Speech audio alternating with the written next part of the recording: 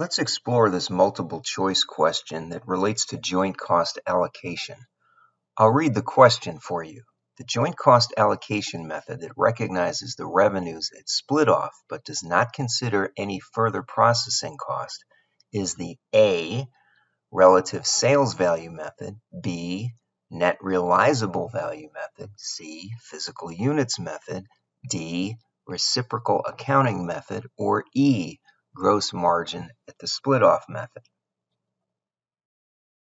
Okay, now the correct choice is A, the relative sales value method. This method acknowledges the revenue cost at the split-off point, but does not consider any additional processing costs. Now, let's break down why the other choices are incorrect. Okay, for B, the net realizable value method. This method allocates joint cost based on the estimated sales value of each product at the split-off point. And unlike the relative sales value method, it doesn't consider the prices at which products will be sold after the split-off point. So it's not the correct choice. Let's talk about the physical units method and why that's incorrect. Okay, this method allocates joint cost based on the number of units produced. It doesn't take into account the revenue potential or sales value of the individual products. It's not suitable for recognizing revenues at split-off. Now, how about D? It's also incorrect. The reciprocal accounting method is not related to joint cost allocation.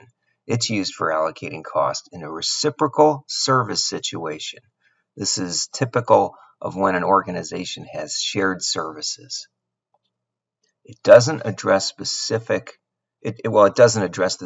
scenario described in this question.